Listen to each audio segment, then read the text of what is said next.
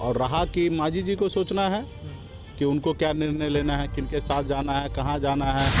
जिन्होंने उनको धक्का मार के भगा दिए हैं, अब फिर वहीं अगर जाना है तो उनको निर्णय लेना है। इसमें हम लोगों को क्या निर्णय लेने की ध्यान नहीं देना। ऐसे मांझी जी से मेरा बातचीत हुआ था, उनको धक्का मार के भगा दिए हैं, अब फिर वहीं अगर जाना है तो उनको निर्णय लेना है। इसमें हम लोगों को क्या निर्णय लेने की आप इकट्ठा कर ले और आप अपने संघर्ष करिए ना, तब मुख्यमंत्री बन जाइएगा। इससे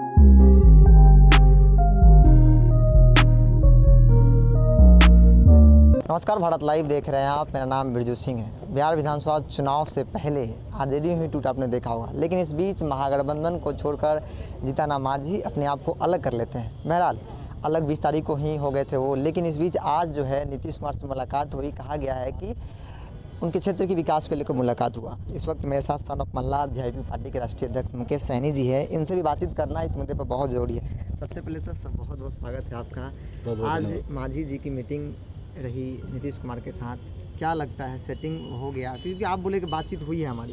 देखिए, सब चीज़ निर्णय मांझी जी को लेना है। अब बिहार प्रदेश के मुख्यमंत्री माननीय नीतीश कुमार जी है और खुद विधायक हैं, पूर्व मुख्यमंत्री हैं, तो जनता के हित के लिए एक पॉलिटिकल पार्टी और एक बड़े नेता से मिलना कोई बहुत बड़ी बात नहीं है। आप लोग भले उसको अलग एंगल ले लें।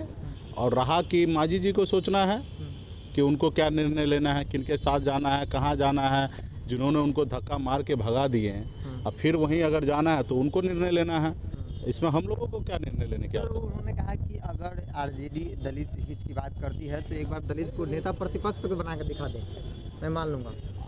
पहले आप अपने पूंजी को लोग का इकट्ठा कर ले और आप अपने संघर्ष करिए ना, तब मुख्यमंत्री बन जाइएगा। इससे पहले भी आपको मुख्यमंत्री बनाया ना लोगों ने, चाहे वो नीतीश कुमार जी क्यों ना हो, आप पे भरोसा किया ना। आप कितना भरोसे पे उतरते हैं वो पूरा बिहार देख रहा है, पूरा जनता देख रहा है। तो आप अपना काम कीजिए, आप फिर अच्छा काम कीजिएगा, आप मुख्यमंत्री बन जाइएगा। दूसरा क्यों बनाएगा कोई? आप पे संघर्ष करने का क्षमता होगा तो आप मुख्यमंत्री बन जाइएगा। दूसरा तो अभी इससे पहले आपके उपचुनाव में आपके बेटा को एमएलसी भी बनाया है, तो और फिर कोई चीज़ अगर आपको बनना है तो खुद आपको संघर्ष करना पड़ता है, कोई दूसरा क्यों बनाएगा? ठीक है, कोऑर्डिनेशन बोलिए। रहा कि अभी हमारे पार्टी महागठबंधन में, देखिए कल भी वाम दल में से 2 पार्टी कल महागठबंधन के साथ आए हैं। तो अभी चुनावी समय है, लोग जाते हैं आते हैं, सब ऐसा होते रहेगा, लेकिन इसको ज़्यादा ध्यान नहीं देना। ऐसे मांझी जी से मेरा बातचीत हुआ था तो थोड़ा नाराज़ हैं, तो हम लोग कोशिश करेंगे कि उनकी नाराज़गी थोड़ा दूर हो और उसके बावजूद भी उनको डिसीजन लेना है कि उनको निर्णय क्या लेना है। ठीक है, आप मना रहे हैं मुकेश सहनी? नहीं, मनाने की क्या बात है? यहाँ कोई इसमें आया है क्या? राजनीति करने के लिए आए हैं, मनाने वाली क्या चीज़ है? हमारे पूर्व में सहयोगी थे, तो हम नहीं चाहेंगे कि उनको हमारे किसी कारण उसको कष्ट हो, तकलीफ़ हो। तो हमसे अगर कोई गलती होगा तो उसको हम अपने आप में सही करने का कोशिश करेंगे। बाकी कोई किसी को मनाने के लिए यहाँ थोड़े बैठा है। यहाँ पे सब आदमी को बड़ा नेता बनना है, ठीक है, तो उनको भी बनना है तो साथ आना पड़ेगा। उनको लगता है हम अकेले पूरा बिहार में कर सकते हैं, तो उनको वो डिसीजन लेना है।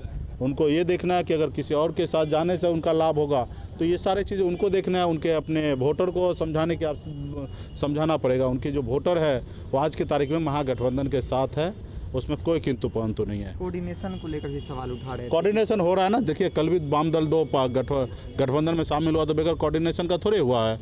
कोऑर्डिनेशन हो रहा है। अभी रोज़ अपने अपने पार्टी को मजबूत कीजिए ना। गठबंधन में बैठ के भाषणबाजी करने से तो अच्छा है कि अपने पार्टी को मजबूत कीजिए।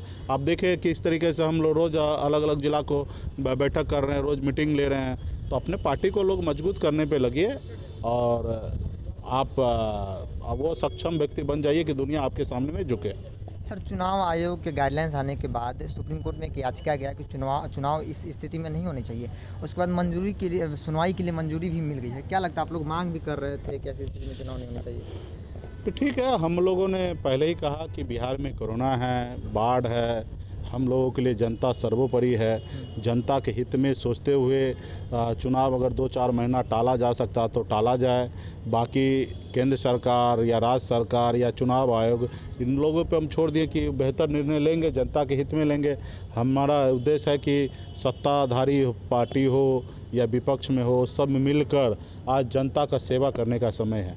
तो सब आदमी हम लोग उसमें लगे, पदाधिकारी हो, सरकार बिहार राज्य का, वो सब मिलकर हमको जनता को देखना था।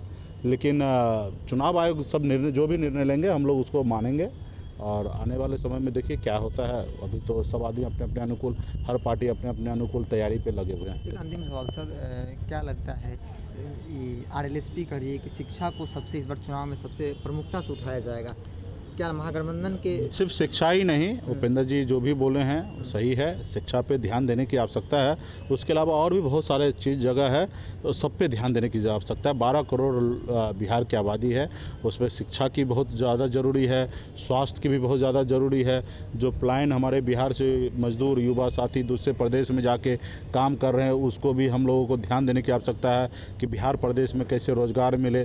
तो इसी तरीके से हर किसान के बारे में सोचना है, युवा के बारे में सोचना है, हर इंडस्ट्री के बारे में सोचना है कि कैसे बिहार में हम लोग कामयाब हो, बिहार आगे बढ़े। तो हर दिशा में काम करने की ज़रूरी है। कहा जा रहा है कि मांझी जी के जाने के बाद कहीं ना कहीं आप लोग को फायदा मिलेगा, सीट का परसेंटेज जो बढ़ेगा। यहाँ चुनाव हम लोग फ़ायदा नुकसान के लिए नहीं लड़ रहे हैं, हम लोग जनता को विकल्प देने के लिए लड़ाई लड़ रहे हैं। और जाहिर सी बात, आप राजनीति में रहिएगा तो कभी कम ज़्यादा जो भी होगा ये जनता निर्णय होता है।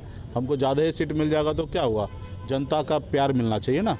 ऐसे तो हर पार्टी के पास 243 सीट लड़ने का अधिकार है, लेकिन हम गठबंधन कर रहे हैं। हम एक विचारधारा के लोग एक साथ रहना चाहते हैं और एक साथ बड़ी शक्ति के साथ, बड़ी ताकत के साथ लड़ना चाहते हैं, इसलिए आज हम लोग गठबंधन करते हैं। नहीं तो हर पार्टी के पास ऑप्शन है कि 243 जगह लड़ने का, ठीक है। तो इसमें फ़ायदा नुकसान इसमें हम लोग नहीं ढूंढते, जनता के हित में हम लोग काम करते हैं। ठीक, बहुत बहुत धन्यवाद। धन्यवाद। बढ़ाएं अपना कदम सक्सेस की ओर शिखर करियर इंस्टीट्यूट के साथ। शिखर करियर इंस्टीट्यूट पूर्वी भारत में एकमात्र कोचिंग संस्थान जो एक्सक्लूसिवली है मेडिकल एंट्रेंस एग्जाम के लिए।